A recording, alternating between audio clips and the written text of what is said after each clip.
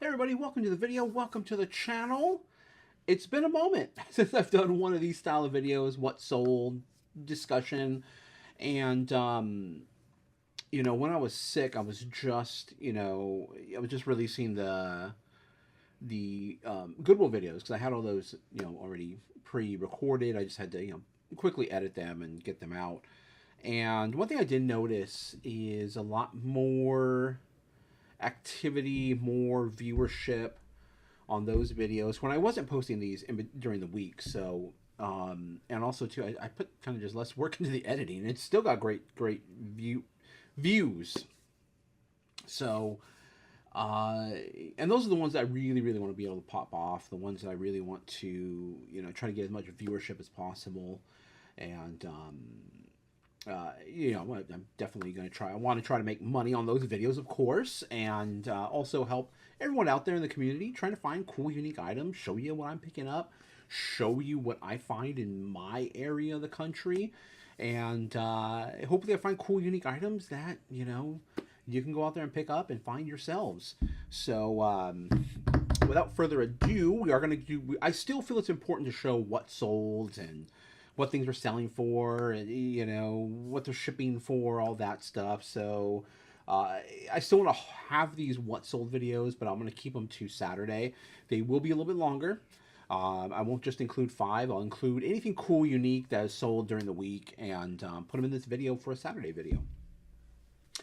We'll do a little discussion afterwards. So what I'm going to do what sold first. We'll do the discussion afterwards. So if you just want to stick around for the what solds, I'll break it up into chapters. You can just watch the what solds in the beginning, and then, if you don't want to stick around for the discussion, you don't have to stick around for the discussion. Because that could potentially get long because, if I want to talk about anything, I'll bring it up. But we're also huge whiskey people, and this is actually my first... What's today? Today's Saturday. I'm actually filming this the day I'm going to release it. So Saturday the 18th is what the date says. This is going to be my first pour of the year because I've already said this. I've been sick, and I was really sick, and it really took me down. It really took me down, and we'll discuss it. We'll discuss barriers and stuff that you can face in the discussion part. But I want to get to the what sold. I'm gonna get a pour going and get to the what sold. What are we pouring? Well, I'm gonna celebrate my city, where I'm from, a little bit with this, this pour for the new year. First pour of the new year. First drink of the new year, I should say. But either way, this is get on with it. This is 10th Street. 10th Street in reference to 10th Street here in San Jose. It's a pretty major street. It goes through downtown and into close to, you can get to the airport that way as well too if you really want to take that route, but it's a pretty, it's your San Jose state and all that stuff. So very important street here in San Jose, and there's a distillery there. Now this is a American single malted barley, and malted barley or barley whiskey is typically associated with Scotch. These people actually, if I'm not mistaken, they import their malted barley from Scotland. You can't call it a Scotch though because it's not distilled, bottled in Scotland. So while it may have all the same characteristics of Scotch, you cannot call it a Scotch. You can't. It's not a bourbon because there's a certain mash bill, and the mash bill is what type of grains you put into it.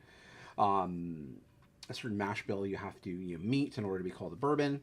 So this is just 100% American malted barley, non-chilled American malted barley. Oh, this is interesting. This is a bit different than what I've typically had. I haven't opened this. This is a brand new bottle, by the way. I forgot when I bought this. Several months ago. It was actually from Costco. It's private selection. I don't think I have any other 10th Street. I might have another 10th Street somewhere. But this is a brand new bottle. I found it. I was like, I'm going to crack open a brand new bottle. So it should have many characteristics of a whiskey. I don't think it will have definitely smoky flavor to it. I'm guessing this is probably going to taste similar to like a Speyside, a Highland, somewhere around there. But distilled and bottled in San Jose, California. So let's crack this thing open. All right, got that. Okay, so this was Costco exclusive, kind of cool.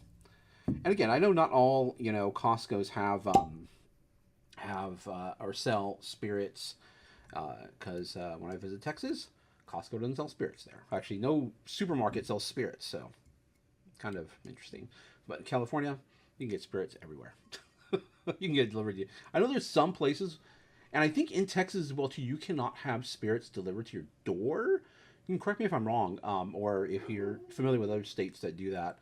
You can't have, spirits or just hard liquor, I guess, delivered to your door. So, yeah, be careful. Be careful out there. Make sure you know your state's laws, with everything. I want to make sure I have my talking points up here as well, too. I have it on my phone. I have my prices all written down over here. Let's do the pour. First of all, very sweet, very Scotch, very, like I said, very space side. Actually, very, very space side. So, let's see. We'll do a bit of a big pour because we're going to be here for a little bit. That should be a nice, good pour there. And this is going to come in hot. I'm going to tell you right now. Well, at least it should come in hot. This is I think this is a barrel proof. So it's not really diluted with any water or anything like that. 58.1% alcohol. So, close to 120 proof is what we're looking at. So this should probably come in hot. We'll see. We'll see on the first pour. I'm not going to jump right into it. We're going to let it breathe a little bit. Always, my microphone is way over here. I just realized that. I hope you guys could hear that. I will try to make sure to... I just realized that right now. I will make sure to check it when I'm editing this video. I'm pretty sure it should be fine, the audio, because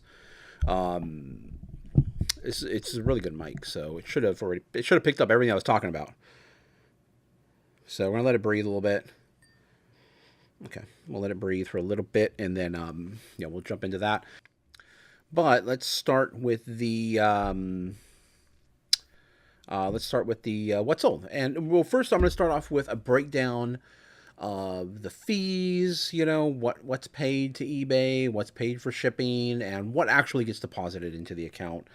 Not necessarily what the item sold for, because you gotta. Item sells for that, plus there's taxes, there's shipping, then the fees come out of all that.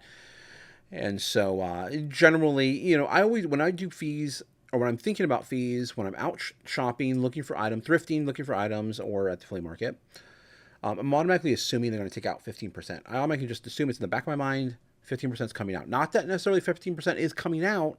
It's just the number that I just try to go for the highest possible. So that way, anything less than that is great. That's great news. And so I'll show you right now the breakdown of the cost. Let's go into the first item here. It'll be a what sold. It's basically the first item that what sold. I didn't write it down though. I should have wrote that down. Okay. It's a karaoke remote. RSQ is the brand. Remote HD787. Keyboard, because it has like a standard size keyboard. Not that you can really type on this, but it has a keyboard. Big, because it's big. That's the only reason I put big, because it's big. Wireless, and it's silver in color. How much did it sell for? I'm going to jump over to that screen right here. So what did it actually sell for? So what it was listed for was $54.74. That's what someone paid for it. Now, ultimately, what they paid after shipping and sales tax was $69.34 is what they ended up paying for it. That was the order total. And then if you look down here, what you earned, we have, they're going to take the $69.34 and take out the $3.83 for tax. So wherever the person lives, that's what they paid in their sales tax. Transaction fees. This is the fees. This is the percentage. There's also another, fee in there, and I'll show you right now. That screen I just zipped through really quick. I'll show you that right now. So $8.11 is what the fees were. The shipping label ultimately cost $7.50. Remember, we always overestimate a little bit just to earn a little bit back. We actually earned a little bit more than typical here, and I think that was I'm trying to remember because I put 3 pounds. It was a fairly heavy remote, but I put 3 pounds. And so I believe I was able to get it close to a pound, close to, you know, it was still over two. It was still over a pound, so we had to round up to 2 pounds. It goes in a poly bag. Went in because it's a bit larger. Went in one of my larger poly bags. I do keep larger sizes in stock. Like I said, I keep larger boxes in stock. It just makes life a little easier when you have those larger sizes. You can cut them down, fold them down, anything like that. Just over the years, these sizes have always come in handy for me, and so it makes sense for me to order them and keep them here. Not that I use them all the time, but if I need it and I use it enough, I can have it readily available. So it makes life very, very easy. There will be a what's sold in here, which made life a little bit difficult, but we got through it, and I'll talk about that when I get to it. Ultimately, what gets deposited into the account is $49.90. $49.90. Of course, you got to subtract your cost of goods. I believe this was in a video. I couldn't find it, so you know, if you watch my videos, you'll see. I found this at a Goodwill. If I remember correctly, it was like $8.59. I have it written down somewhere as well too. You know, it's just on a remote. I wouldn't be able to like identify the exact remote because I do buy other remotes as well too. So I believe this was in a video, and I believe, if I'm not mistaken, it was $8.59. I wouldn't have paid way too much for it, if I remember correctly. So let's just say $10, just round up $10. So ultimately, what we made, $39.90. And then the next screen will be just a further breakdown of the actual fees.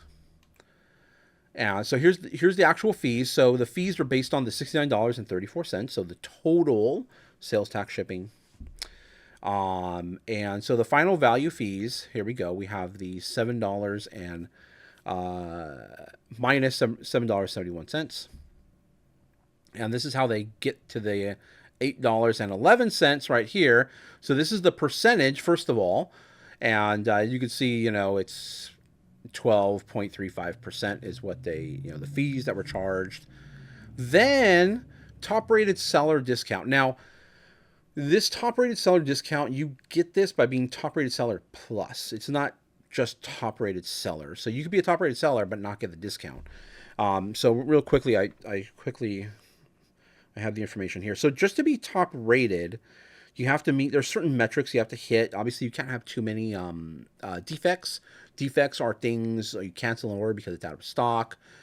Too many late shipments go out. So basically, just making sure you're on time with everything and you have everything in stock. You have great, you don't have to cancel orders because you can't find anything. So making sure you have a good storage system involved, with your business. Make sure you have a great storage system. And then consistently earn 4 to 5 star ratings. What the consistency, who knows what the actual consistency, what they mean by consistency as far as getting those 4 to 5 star ratings. But just being a good seller overall. But the main ones you really have to hit are at least $1,000 in sales within the last 12 months. And then transaction volume, have at least 100 transactions with U.S. buyers in the last 12 months as well too. So you have to make sure you hit those. And then account age, you have to make sure your account's at least 90 days old. And you comply with eBay's selling practices and policies. So that's just to get to top rated. Now to get to the plus, to be top rated plus, which, I'm top rated plus, and I always try to maintain top rated plus status. I never want to sacrifice that. I never want to risk a defect. If I can help it, I do not want to risk any defects. So, I'll never cancel. I'll try not to cancel. I'm not gonna what. I'll try never to cancel an item because it's my fault. Always, most of I just cancel an order because somebody didn't pay. That still happens for international orders. They eventually see the shipping costs and it's like, oh, they're just not going to pay. And they just don't tell you anything. So you got to wait to cancel it. So canceling for, not your fault is okay. If it's not your fault, you're fine to cancel. If it's your fault, you could run the risk of a defect. And I know a lot of people do discuss about canceling. Maybe they made a mistake and they're like, I think I undersold it, or some people coerce buyers into saying, cancel my order, and it's up to you how you want to do that. Obviously, if you're running the risk of getting knocked down from top rated plus, you got to do what you got to do. So, just no defects. Try not to get any defects. Okay, just be a good seller, basically. Okay. So, and then to get top rated plus, then there's a step further. You have to offer free returns, and it has to be a minimum of 30 days. So you have to give the buyer 30 days to be able to return that item, and for free. Then you have to also ship within at least 1 business day. You could do same day, but that can be a little challenging.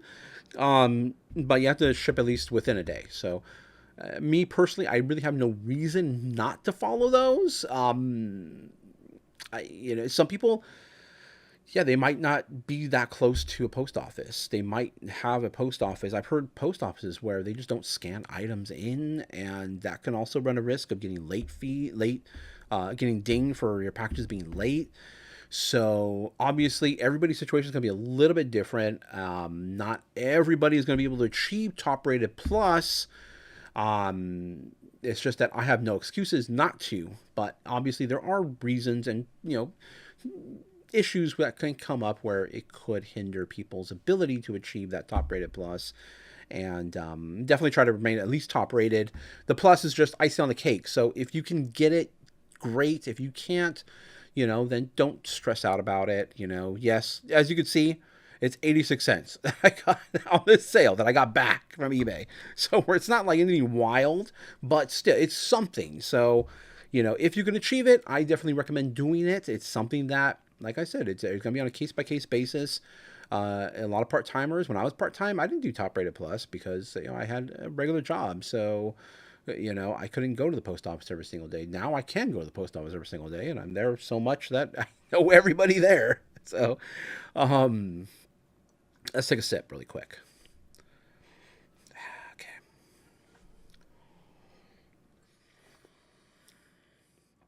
Okay, that hits. Ooh, very sweet. Something that always gets me with space sides. That is hot. But very good. Very good. Something that always gets me with space sides is or something I always taste with space side is Jolly Rancher. I don't know why. But every time I taste I did like Jolly when I was a kid, I was a big fan of Jolly Ranchers. Matter of fact, by the church we went to over on White Road, if you're familiar with San Jose. I'm gonna stop really quick because I got a cough. I'm still kind of a little bit of a tickle in my throat. Little bit, not very much. But I think the heat from that whiskey kind of just stirred it up just a tad, but we should be fine. There was it was called a Y Market. It was a liquor store, and they would have just huge bins of candy, like loose candy. And one of them was Jolly Rancher, all the different flavors of Jolly Ranchers. And so we would always, run, it was across the street. So we'd always run across the street and score a bunch of candy and stuff, get money from our parents and run across the street over to the Y Market, get candy, and then run back. So, but Jolly Rancher is one of my favorites. So with Space Sides, I always get that a Jolly Rancher flavor for some reason. I'm definitely getting it here.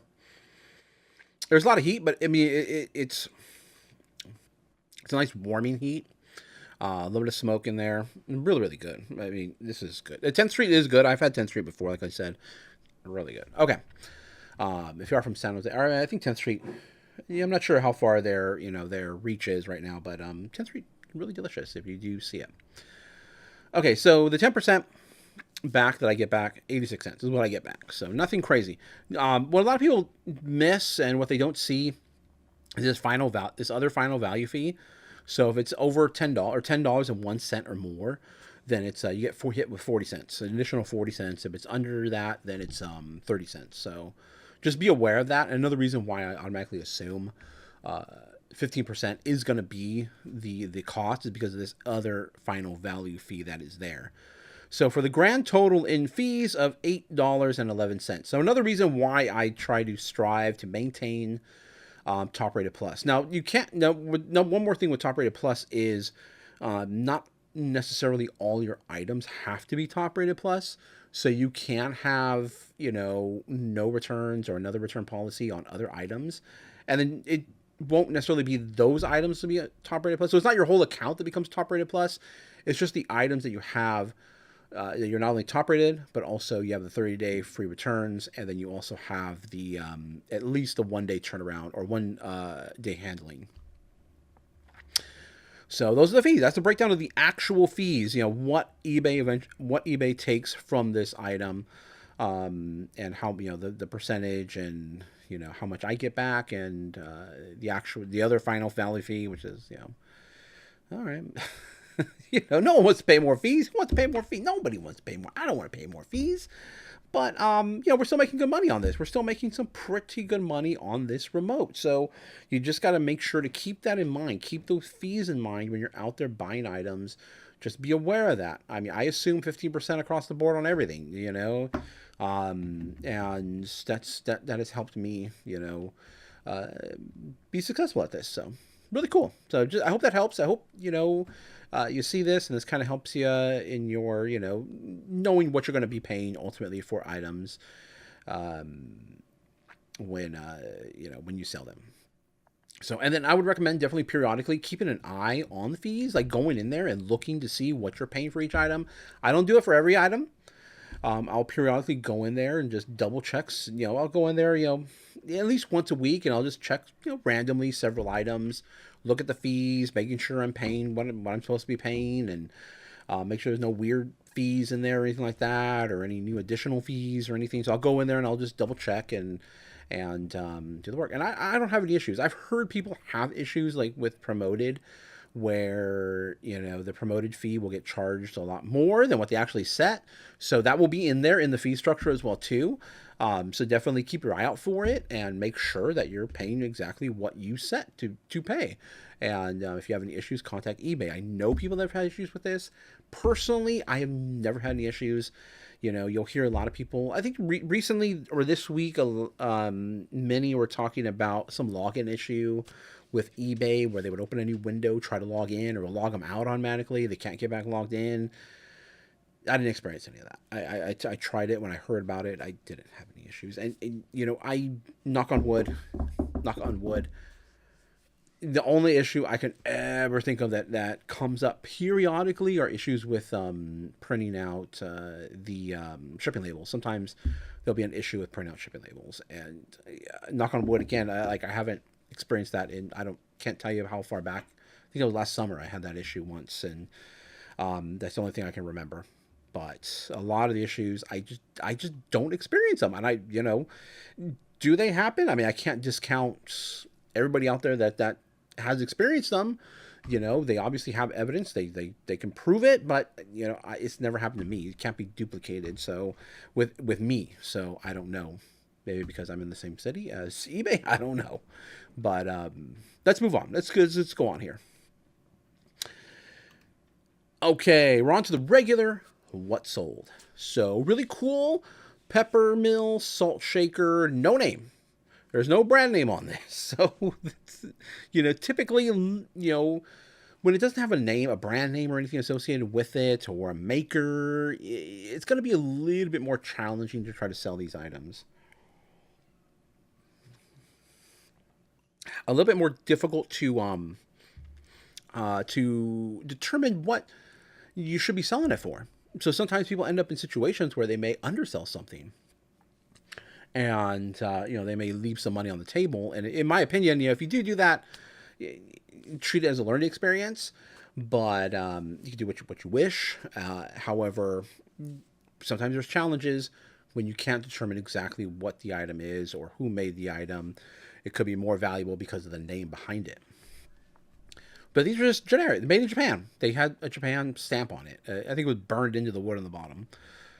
But just a really cool, clean, neat, vintage peppermill salt shaker. It was all wood, and the metal with the actual pepper grind. The other one was a shaker, and the grinder obviously has the metal components to it to grind the peppercorns. but just a really cool. And when I spotted it, I thought it was really cool. It had a nice, deep, rich color to it. So pepper mill, salt shaker. And then I put pepper grinder, red vintage kitchen table. Because where would you find, salt and pepper shakers, salt and pepper grinders on a kitchen table? They were made in Japan, so I put Japan in there. Retro 80s. They just gave me 80s vibes to it. What did it sell for? $31.58. These went in a padded poly bag. $6.60 is what they paid for the shipping.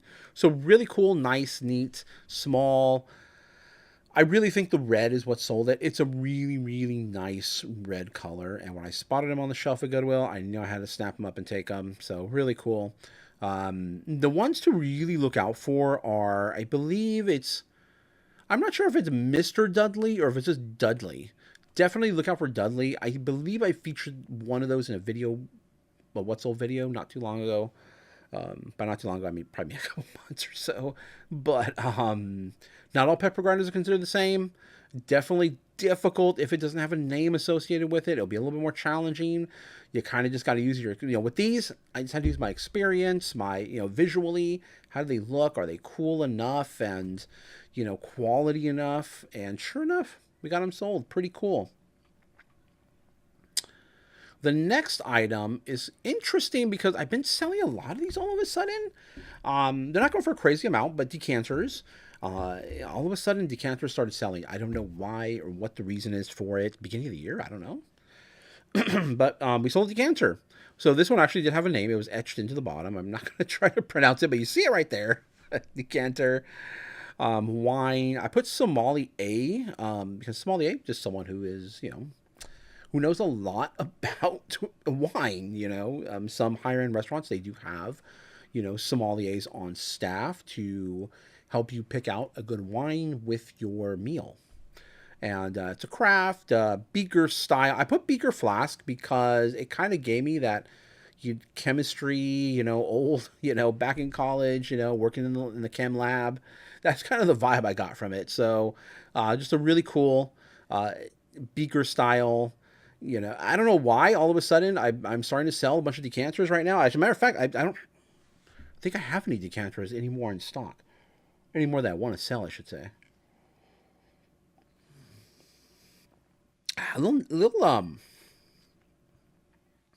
kind of like a fruit and nut, like kind of like I'm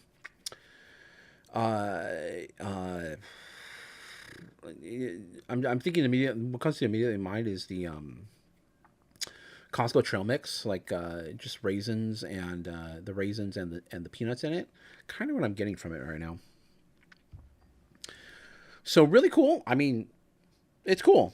I wouldn't put a spirit in this because that top doesn't really. It's not a good. It fits it. It doesn't. It's not like a doesn't close all the way. Basically, it doesn't make like a airtight seal. So more for wine.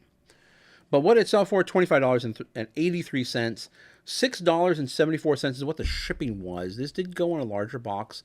This did go in one of my 14. No, I put this in a 12-10-10 box, and the reason was that base was surprisingly large, so I didn't want to risk any getting broken in transit, and it wasn't going very far, as you can tell by the shipping. It stayed within California, so obviously $6.74, so it wasn't going very, very far from me. And so I put it in a 12-10-10 box, and it worked out very nicely. Really cool piece. It was really cool. I really liked it. I really liked this decanter. Not all decanters are great. Most decanters I pass up. I don't touch them. And you'll see tons of decanters. You'll see them actually without the the right stoppers on them too as well. So you gotta watch out for that. But most aren't worth it at all. But some do sell decently. You don't want to pay too much because most of them will sell for around that $20-$25 range. The good ones, I should say. There are really, really good ones, but generally $20-$25. So really cool piece. Got it sold. We have several. We're not going to do just what sold here. So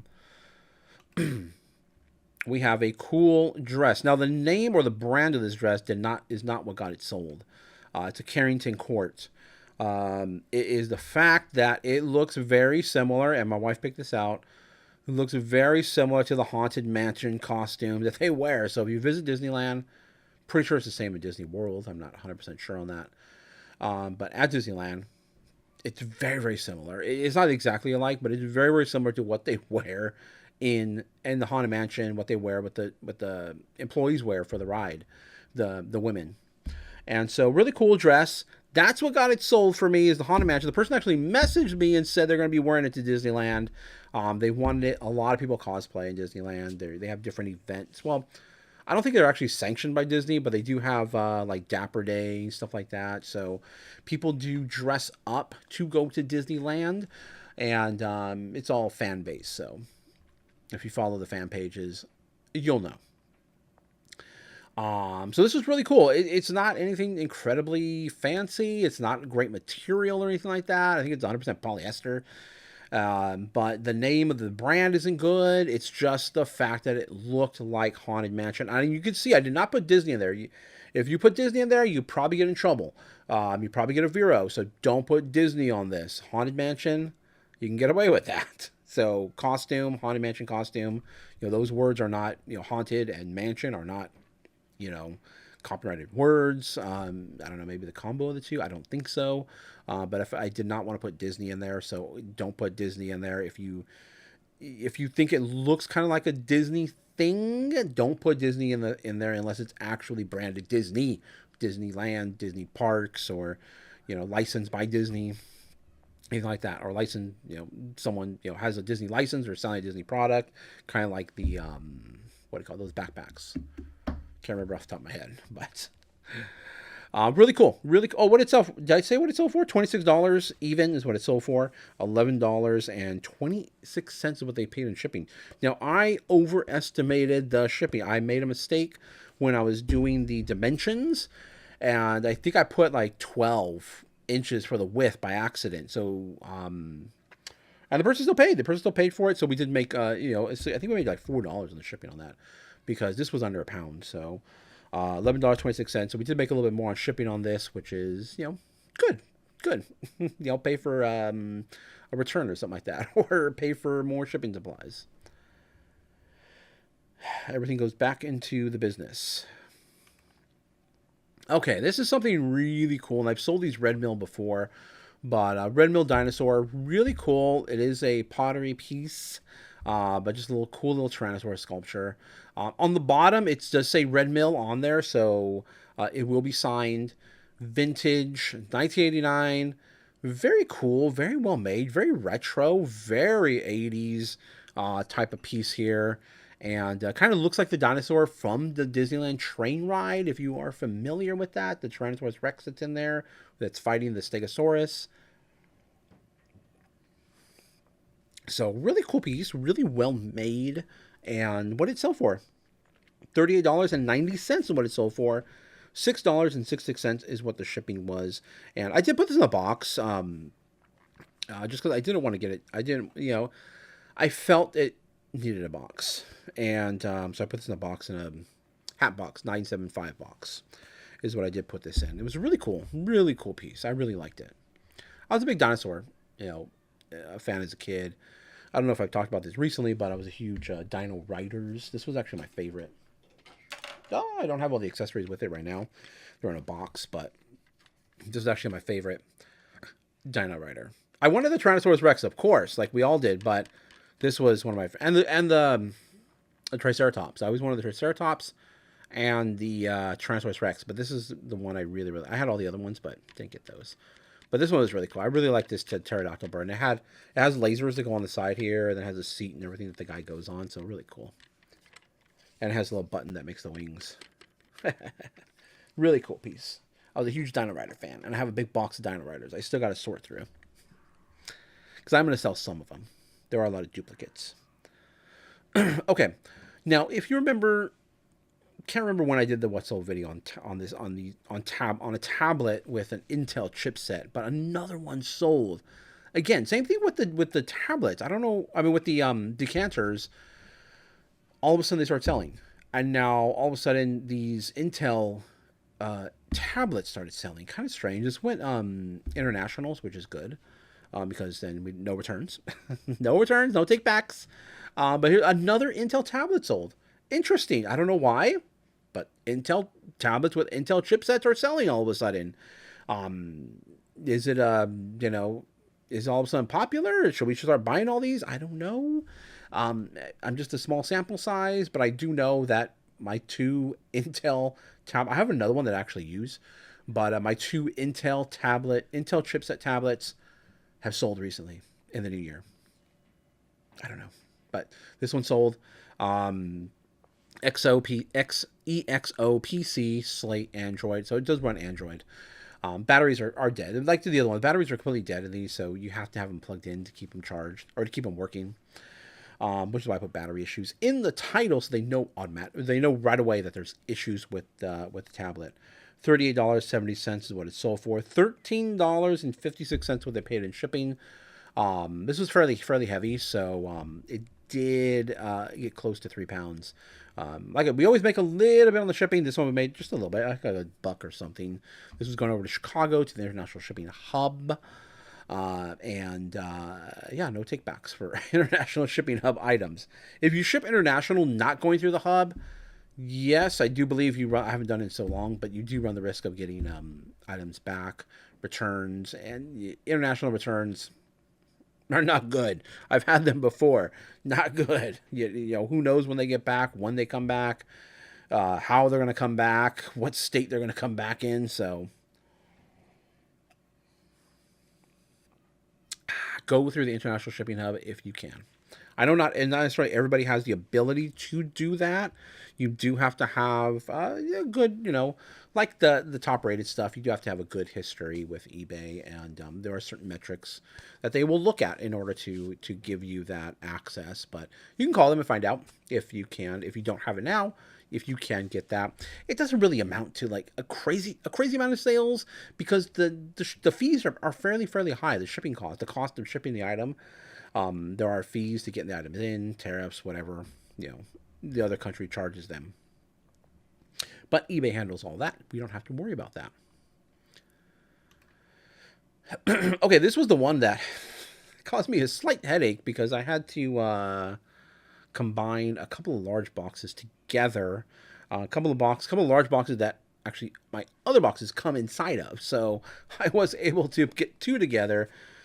Just because this was a plush, but it had a fairly nice structure to it, and I didn't want to mess up that structure in a poly bag. I could have probably got it into some poly bags, but I didn't want to run the risk of the structure of this plush becoming damaged. It is an older piece. It is actually from Toys R Us. You can see the little orange right here, the little orange tag right there. That's Toys R Us price tag, mind you. Pretty cool. For U.S. people. I know Canada still has Toys R Us. Toys R Us is, I think. But not here in the U.S. So this was a pretty cool piece to actually sell. And, it's cool. Toys R Us is cool. I love Toys R Us. I wish it would come back. Hopefully someday it does return. I just love hanging out at Toys R Us. So, but Winnie the Pooh, obviously. Winnie the Pooh, Roo, plush. Large stuffed animal. And, of course, I'm putting Toys R Us in the title because Toys R Us nostalgia, getting that nostalgia. $50.91 is what it sold for. The shipping cost was high on this because I already knew I was going to put this in a large box. $36.97 is what they paid in shipping. And I'm trying to look at the ruler, but I can't really see how tall it is. But it was, I think, around 26 inches or so. And I didn't really want to smash it down at all. Again, it had a good there was nothing like, there was no metal or anything in it. Really nothing breakable in it, but I didn't want it to get like a bent head or something like that, So I did, construct a box out of two boxes in order to get this thing shipped out properly. And I'm definitely someone, you hear me all the time, polybag. I'll put pottery in a polybag. But, everything's got to be, you got to look at each item and make the best determination to how to get that item shipped safely to the customer. And we actually did make some money on this one because I was able to get the box down a little bit more than the dimensions I actually put into it. I think it was right around $8 or so we made on the shipping on this. So pretty cool piece. Next item. Now this is really cool. I mean, these are the items really that when I sell these items, it tells me, okay, you're a pat on my back. Basically, you're doing a good job. You know what to look for. You know what to find. Just a no-name dual tea light holder, vintage, 80s vibes, 90s vibes. Immediately when I saw it, it is brass, frosted glass. Really, really cool. I mean, really cool piece and really cool with the candles in it. Um, 90s home decor, gold tone, frosted. I should have probably put brass in there, but I didn't. But it's still sold. Really cool. Just a really cool tea light. I do like candles. I am a fan of candles. And what did it sell for? It sold for $26.08. I think that's 8 cents. $13.37 is what the shipping was on this one. This went in a 12 by 8 by 6 box is what this went into. But just a really cool piece. And again, this is one of those items where I just pat myself on the back and be like, I know what I'm doing. I know exactly what I'm doing. I know what to pick up. I know what to buy, and I know what sells. What's the next thing? Now, the next thing I sold is a bit naughty, and that is a mug. Obviously, you see I'm covering the naughty part of the mug. I didn't want any issues with any pictures or anything like that on eBay, neither here on YouTube as well, too, because I am showing this piece. So I did cover up the part that is, a little naughty, but a vintage mug, really cool pottery. Really cool, actually. Very detailed piece. Art mug, pottery, women's stoneware, the bust, coffee cup. I put adult in the title because this is an adult piece. Really cool. Just a really cool mug. Stoneware mug. Look out for these. They're like the ugly mugs. Look out for those as well, too. I have another one listed for sale. Not like this. It's like a frog looking guy with a cigar. But really cool. Well made piece. I knew this would sell. These weird mugs sell. So what it sell for? $30.74 is what it sold for. And as a matter of fact, I believe this went to Las Vegas. $7.24 is what the shipping charge was on that item. This one went in a hat box. It was a little bit taller, so I couldn't put it in my normal mug boxes, which are 6x6x6. So I did put this in a 975 box. But just a really cool mug. It's well made. Well made mug. Obviously, if there's potential issues with, picturing it, then obviously take the necessary precautions to protect your account or protect the items from getting taken down or flagged or someone reporting it, anything like that. So, really cool. Now, the last sold item here, oops, I'm going backwards, is a really cool salt and pepper shaker. So, it's an owl. Owls are incredibly popular. People love owls. They do sell pretty regularly. Again, just another no name. It's all subject matter here. Owl salt and pepper shaker, vintage. They were heavy. It's a fairly heavy piece. They go in a poly bag. It was made in Japan. It did say that. Otherwise, no other markings on it necessarily. But the subject matter here is what sold this piece right here. Really cool silver tone. Just a set of owls on a log, metal log. So it's really cool. What did it sell for? $31.07, and the shipping was $8.29 on the shipping. Again, I said this is going in a poly bag. So really cool. Salt and pepper shakers do take a while to sell. They aren't the fastest sellers in the world, even though they are really cool. Just like trinket boxes, they're really cool. They just don't go for that much. Some of them do go for a little bit more than others, but like this one here, it did go for a good amount. It was worth it. In my opinion, it should have gone for more, but I think all my items should go for more, and I think a lot of people believe that their items should go for more, but, we're still making money on this item. It's still a great piece, and I'm glad that, it's off and on its way, and someone will be able to enjoy it. Okay, next thing. Now, that's all the what solds I have, so quite a few what sold, pretty cool items. I hope you guys think they are cool too. Let me know in the comments down below. Otherwise, now we're going to move on to the discussion phase of the video. Okay, so in case you didn't notice, the change of clothes. This is actually the next day. We ended up going out to dinner yesterday and went to Cheesecake Factory. We ended up hanging out at the mall the rest of the evening, and when I got home, I fell asleep. So I had a whiskey drink when I was out. It was with the sangria. I forget what they call it. My hat's on Wango, isn't it? Is it Wango? I don't know. I can't really tell because everything's opposite on the screen. But um, uh, the sangria drink, and anytime I have anything with wine in it, it really wine just puts me to sleep for some reason. Makes me really tired. So I very rarely actually have wine for that reason. And beer, also too. But beer, I rarely actually drink beer just because I get so bloated from beer, and very few beers actually do not cause that for me. But I pretty much just stay away from it mostly. You'll see me mostly drinking whiskey beverages or Jack and Coke. Jack and Coke. I do like Jack and Coke. Um, I did preserve. Don't worry. I preserved the cup from yesterday. I did add a little bit of water to it. Really good. Very good, actually. Still good. Even the next day. I just put a little, cover, just a little piece of cardboard on top just to, prevent too much evaporation. Because it's an expensive bottle. The bottle was expensive, so I don't want to waste it. So discussion. So, what I want to talk about first is TikTok. I mean, I know that's not really reselling, but more geared towards reselling creators. We're all, kind of consumers of social media now. Almost everybody, I'm going to assume. And TikTok last night officially went dark. I think it's kind of back today. So the incoming president, Donald Trump, I just repeated myself,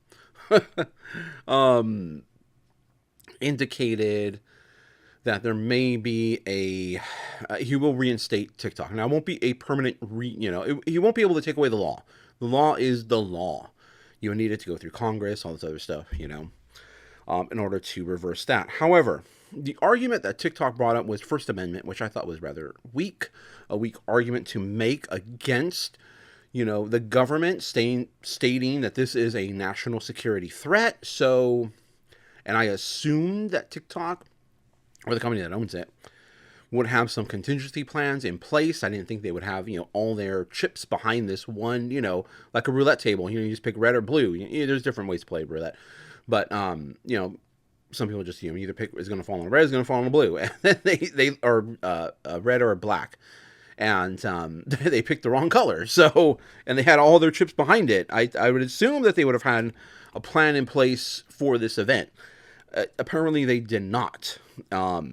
So there's lots of players involved that, obviously there's going to be a lot of money. TikTok is a lot of money. It costs a lot of money. They make a lot of money. I'm pretty sure they lost a bunch of money because they went dark for a little bit. Looks like they're back, based on assurances from the incoming presidency. However, it might be just a 90-day thing just to get a sale, just so that way they can continue to operate as a sale goes through. A sale will have to go through in order for them to continue here in the U.S., that is. Now, I think what a lot of people don't remember or even knew about, TikTok's largest user base was India. And India banned them several years ago. It's still banned. It's banned in India. And that's been banned due to, obviously because, same reasons we have. And I don't disagree with the reasons. I think a lot of people don't really understand the way businesses work in China. Everybody, we're all from the U.S., we were accustomed to the way the U.S. thing goes, somebody threatens our business, we sue them. Basically, that's not the case in China. The government can come in and just take over operations. They can tell you what to do. They can tell you, hey, we need all this information right now. Give it to us now, and you have no choice but to comply. You can't speak out against the gun. You could say, I don't like the way, businesses are run in China. Well, what happens to the person that says that? A leader in the business, they disappear for a little bit. They go on a vacation for a little bit. And, when they come back, they have a different tune. So things are very, very, very, not just business wise, but overall culture, everything in China. And I think we kind of lose sight of it, or we're so, I mean, we're Americans, right? So this is all we know. We didn't grow up in China. So I think we lose sight of the fact that the Chinese government does have a considerable, almost, maybe I would probably say 100% control over everything that happens in their borders. So if you create a company in China, you essentially can assume that the government is going to be there at the table. And, obviously if there's something successful, the government's going to want to have a lot of say in what happens with that company. And you have no choice. If you're in China, you have no choice but to comply. That's just the way businesses run over there. And businesses are run differently in other countries. There's other countries with other rules. We're not the only, I mean, obviously we are the superpower of the world, and I wouldn't have it any other way. And one of the reasons why that's one of the reasons why I really, really am behind the whole bringing things back here to the United States. All the stuff that we used to have way back in the early 1900s, the manufacturing, we have plenty of innovation, but we innovate, we come up with the ideas, and then we have other companies overseas make those products, and obviously they're going to have our those secrets, those plans, and they come up with generic things. So I really do believe that we should bring back, and not only that, it brings jobs over here, brings growth, it brings it's good overall, I believe. And I mentioned it several videos ago about a company called TSMC, which is based out of Taiwan. And those of you that follow what's happening in Taiwan, personally, I hope that they can maintain their independence, but who knows? But I think we need to, Taiwan is very big in very big in technology, and I think we should bring some of that over here, some of that manufacturing over here to the United States, stateside. So I do look forward to that, and they already have a plant in Arizona, which I'm very, very much a fan of, and hope that is successful. And I'm pretty sure it is going to be successful. But it looks like TikTok will come back. So if those of you not really necessarily reselling news, but it's kind of a big deal. So it looks like it will come back at least for 90 days. And then the law, I doubt the law will be changed, but at least they can be available and facilitate a sale to a U.S. entity. There were some things in the news about the Chinese government actually being in talks with the sale. And again, like I said, the Chinese, the government has pretty much a big control over what happens. So if they say there's a sale, there's a sale. So nothing we can do, nothing they can do about it. And then, as far as, what's been going on with me, I've been ill, I've been sick, it's tough, I don't know what happened this year, but I feel like December, I kind of like lost all of December 2024 just due to being sick. I was sick you saw me in some of my videos. I was still able to make videos, still able to source, but I did have a little bit of a bug. And that was okay. Everything was healing. I was healing. It was getting better. Kind of lingering. But then right before New Year's Eve, a couple days before that, boom, I just got hit really, really hard. And that really took me down. Some things I do to, if I do plan on being away, or just in case, if I do get sick, I always have a contingency plan, backup plans. Always going to have backup plans. And I generally keep a draft bank, but I had run out of that in December because I really wasn't feeling good in December. I really wasn't doing much sourcing in December. I wasn't making many videos in December because I just didn't feel like I wasn't feeling good. I wasn't feeling, it was a lot of congestion. That's really what bothers me the most. And then I have asthma, COPD, so that affects that as well too. And so it's really, really, it brings me down. And so I really need to, have all this stuff like backup solutions, but I went a whole month, almost a whole month without doing much sourcing, without doing much video, without creating much content. And so basically I just ran out. Come, a few days ago, maybe a little bit more than a few days ago, I completely ran out. I still have inventory. I still have plenty of inventory. That's a problem with a lot of resellers. You end up with a lot of inventory. Manageable though. It's manageable for me. But drafting just fell to the wayside. And what happens when you can't enlist on eBay? Your sales start to go down. And so my sales definitely went down. I didn't plan for that. I planned to come in strong, but that didn't happen. And so sales definitely came down. We weren't, hurting, but it was, they were trying to, claw sales back. But, we're still okay as far as sales go. And they're back. Now that I've been more consistently on eBay, I need to get back to my normal 15 and try to do more, of course, this year. Trying to get, obviously make more this year is the goal. So I got to list some more items. But now that I'm back up to regularly listing, not just back up to regularly listing, just being on eBay. One thing that really got out of control were items. I was creating some listings and just launching them right away. But the issue was I was just leaving them down here in my photo area, and everything was just getting backed up, and I wasn't sorting things out. And so now I'm back on eBay. I'm sorting items, going in there, putting in the custom SKUs, make sure everything's correct, checking items. The only thing I was doing was managing messages, shipping, and listing like just a handful of items a day, just a few easy items I was able to get to, and that was it. So now we're back to nearly full strength as far as reselling goes, and sales have what happened to sales? Sales are back up. Sales are back up to normal. I don't believe you necessarily have to list 15 a day to sell 15. We were back up to I did 10, 11, 12. But we were up over 16, sales. We've been up to 15, 16 sales a day. So I'm not at listing 15, selling 15. So we're at, 10, 11 listing and selling 15, 16 items is what we've been doing. So, which is good.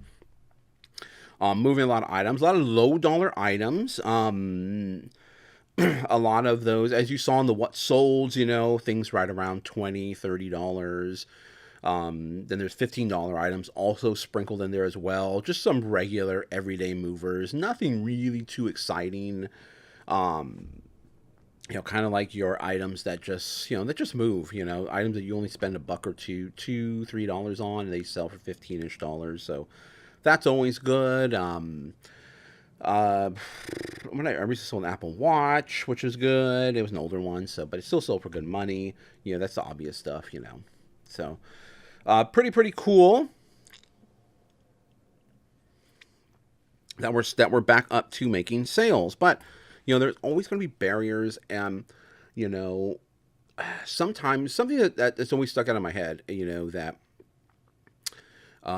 was told to me by a judo instructor. A judo instructor told me this, and we're there, practicing, right, or training, and someone had asked the sensei, that's what you call those, our instructor, what to do about if someone were to attack you with a knife, right? It's kind of like an open session, like what do you, just kind of like what do you guys want to, just let me know, hit me with something, and then I'll show you what you should be doing. And so someone asked him, what do you do if you get attacked with a knife? And the first thing he said was, well, first and foremost, you need to come to the realization that you will probably get slashed or stabbed. There's almost no way around it. You're probably going to get slashed or stabbed. It doesn't mean that, there are ways to try to avoid getting, critically stabbed. And then he went on to show us, how to try to avoid it. Obviously, first and foremost, you're trying to stay out of arm's length. There's only so much so much, someone can reach out, and then obviously a little bit more because of the knife. Then neutralizing the arm or the hand or the weapon that the person has in there. Obviously, when they're coming down like this, then if they're swinging like this, that's going to be like their strongest motion. When they try to reset or return, then that's when you want to try to strike and neutralize that area, because that's going to be a little bit more. It's not something that is the strongest. You want to try to defend or neutralize when the opponent is at their weakest point. So, obviously trying to go back is not going to be, when they come back to slash, that's going to be a little bit more of a weaker point. So you can kind of, grab that arm there and you can kind of hold it down, and it's going to be a little bit more challenging because the muscles back here that will activate that thing are a bit smaller than your muscles over here, which come down to do the slashing motion. So kind of showed us, different techniques and stuff like that. But what's stuck in my head was, you got to come to the realization that you may get slashed, you may get stabbed. If someone comes at you with a knife, because when someone comes at you, they're like, coming at you all crazy. And so you got to think on your feet. You got to move quick. And so you got to, think rationally. Don't get frazzled or like, what do I do? Then you're obviously gonna. If you do that, then you're done. You're toast. But and I think that really does apply to, what happened to some of these, to reselling. I just had to, when I got really sick, I didn't have any drafts. And obviously, it is a concern. I'm like, I got to make sales on eBay. That's the primary, how money comes in. And so, obviously it was a concern. I was like, oh, man, but I was so sick and, I was down. So I just had to accept the fact that, okay, what's going to happen for at least a week. I ended up going to 2 weeks. At least, a week or 2 weeks, that I'm just going to have to do the bare minimum and accept the fact that it's going to be the bare minimum. And that's all I can do right now. I need to heal up. And then once I do, we will attack it. And that's what we've been doing. So sometimes, you just have to accept the fact that you can't do everything. You have to accept the fact that there will be occasional times of limitation. There may be some barriers that you just can't get over. It's gonna take some time at least to be able to achieve a solution or success in that area. But ultimately, you should be looking towards the solution. You should be looking towards the eventual.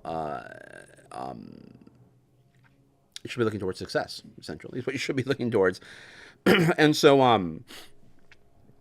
that's what I was like, all right, it's going to be 2 weeks of downtime. I just accepted the fact that, this is the way it's going to be for right now. I need to get better.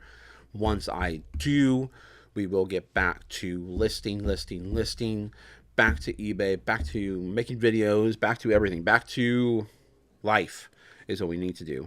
So, and unfortunately life does not stop for anybody. Time just doesn't stop. Everything is going, everything's been set in motion already. Time has been set in motion. I'm not going to get into the physics of time or anything like that, but it is already in motion, and there's nothing we can really do about it. And there will be life events. Now, something that I have not discussed with anybody outside of my immediate family. I've had many life events. We all have deaths in our family. We all have major issues that occur in life. And I did, and I don't really discuss this too much because I don't really want people to feel sorry for me. I don't really want people to I don't know, think any different of me. I don't know. I don't know why. I just don't really discuss it. But I am a cancer survivor. I have had cancer, and it was tough. A little bit more of a drink there.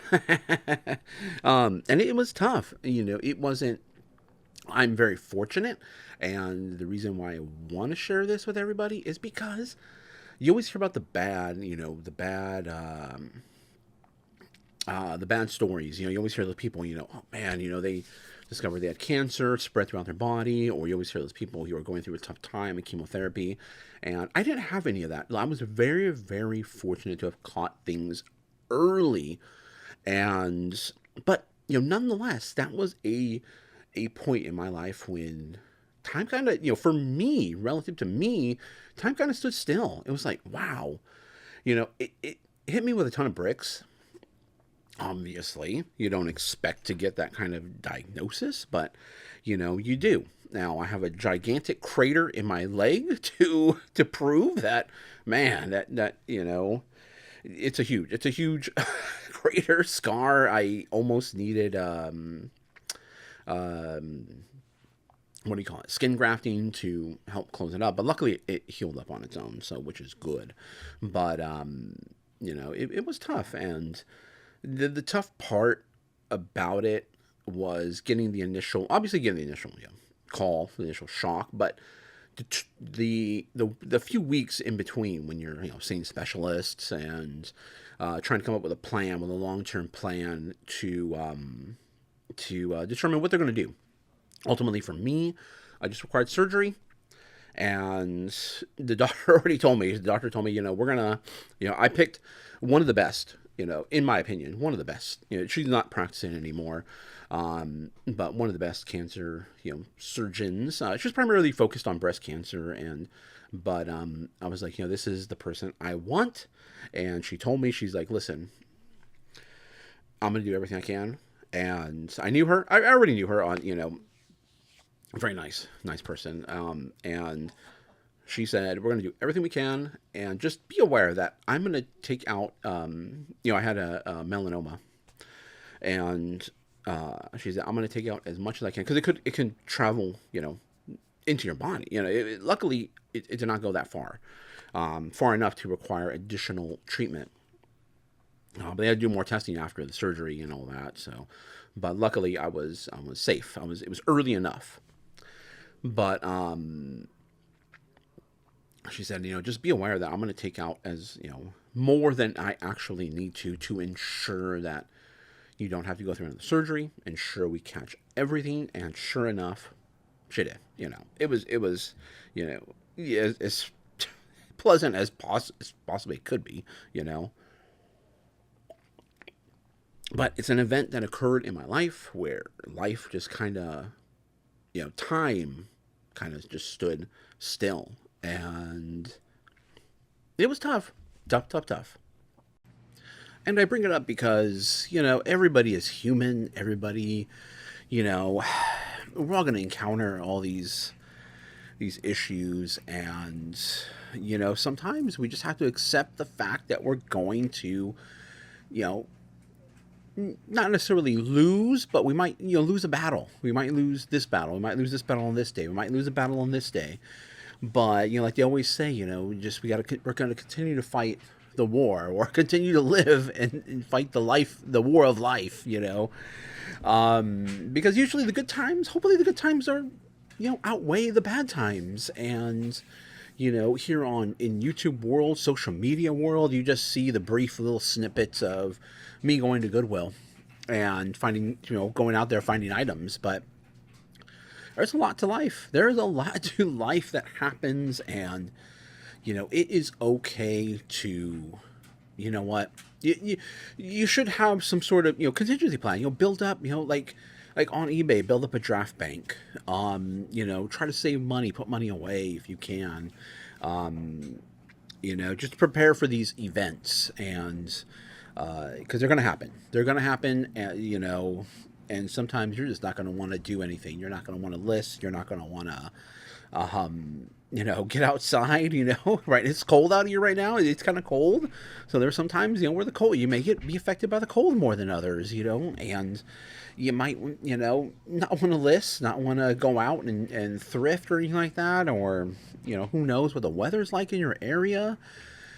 Everyone knows what's happening, what has happened, and what's happening in Los Angeles. Those are, times when, you have to put other things on hold for these major life events that occur. So, We're all human. We're all going to encounter, different events in our life that may seem, just huge, massive barriers preventing us from doing things. They'll knock us back on the ground, knock us to the ground, kick us down while we're down. But, we should always be able to get up. We should always be able to find a way to get back up and get back in the game, get back in the fight. That's, good old Rocky movies, always got back up, always stayed in the fight no matter how beat up he was. Or went for that rematch, So I hope everybody, if you are dealing with any issues, just know that the bad times won't always be the bad times, and yeah, I mentioned this in a comment, the old Billy Joel song where he goes, people always say, "Oh, I miss the good old days." Like, some people here on regarding eBay, they were like, "Oh, I miss the good old days of eBay when you can just list it and forget about it." Well, and they say those were the good old days. Well, the good old days weren't always good. Like Billy Joel said that in the song, the good old days weren't always good, and tomorrow ain't as bad as it seems. So, yeah. So a little personal about me, a little personal, got a little personal there about my own life, about my own self. I faced issues myself. It's not all. It's not what just the little snippets that you see. I'm not just going out to Goodwill every single day, finding items, shopping all the time. No, it's not like that. So hopefully that helps somebody. And, I really wanted to share my story as far as, because like I said, you always hear about the bad, the people, the bad, the ones that unfortunately, don't make it, or the ones who are going through a very tough time. And, you don't always hear about the successes, the ones that beat, these life events. So, what else? What else? I don't know really. Oh, the other thing too. Now we're going to reselling. Now going back to reselling and shipping. UPS and USPS. The contract between the two ended, and I believe it only affected SurePost.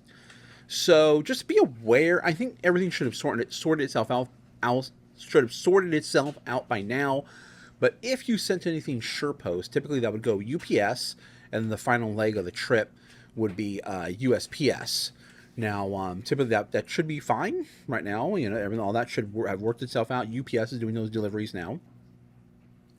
But always remember, UPS and FedEx cannot deliver to a P.O. box. So if anything you had going out to a P.O. box that was sent initially via UPS and or FedEx, but it's UPS primarily that this affects, that it's not going to get delivered to a P.O. box. It will get returned to you. So just be aware of that.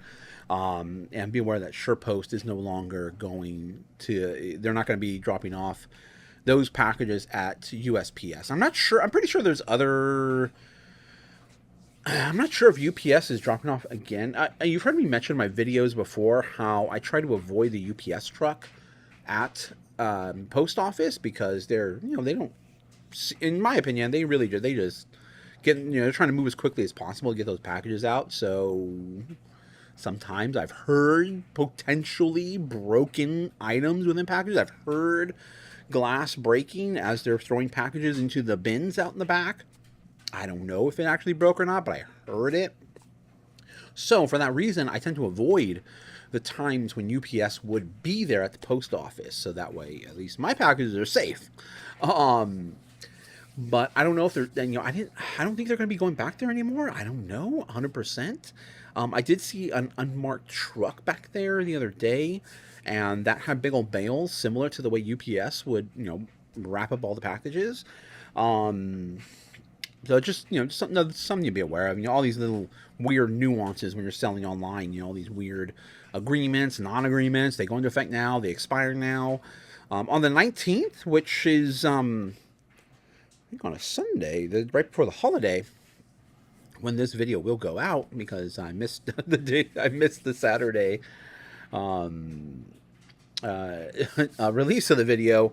There will be changes, or at least there should be some changes to shipping cost for USPS. And I don't know, they were going to raise rates again, and I was a little confused if they're going to raise them now or not now. Everything for me is calculated shipping, so Everything should sort itself out automatically. I don't really have to worry about did I is it flat rate? Am I going to overpay, underpay, whatever? It's all calculated. So when I print out the label, it will give me the whatever the right shipping cost is. But we'll see. We'll see when I do packages after the holiday, probably during the holiday as well too. What changes there may or may not be to the shipping costs. I didn't look at any of the details at all. I do remember them already mentioning it, and I did look at it, but I can't recall exactly what it was. I glanced, basically. So, just more things to be aware about. There's all kinds of little weird nuances and things, like I said earlier. Otherwise, I think this video has gone on long enough, and let me know in the comments down below. Let me know what you guys think. Let me know what you think of the what sold. Let me know what you think about, life events. If you've had anything happen in your life that you've had to put things on hold for a while, or slow things down for a while, which is okay. It's okay to not everybody. There's very few people who could just keep going, mowing through, just keep going all the time at that high rate, continuously. There will be instances where life will slow you down, and you have to. You have to address that, and not everybody's a machine. Not everybody's a machine. I'm not a machine either, So, I hope everybody's doing well out there. 2025, I hope it's treating you well. Thrifting for us so far has been a little bit, as far as finding items, we're finally able to get out to go thrifting. We're not finding, too many items.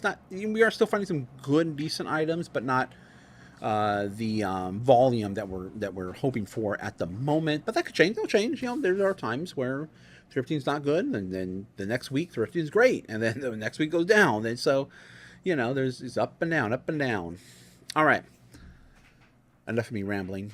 Thank you for watching. Please hit the subscribe, hit the thumbs up if you like the video, comment down below, and we will see you in the next What Sold, which will be next weekend. It should be on a Saturday, next weekend.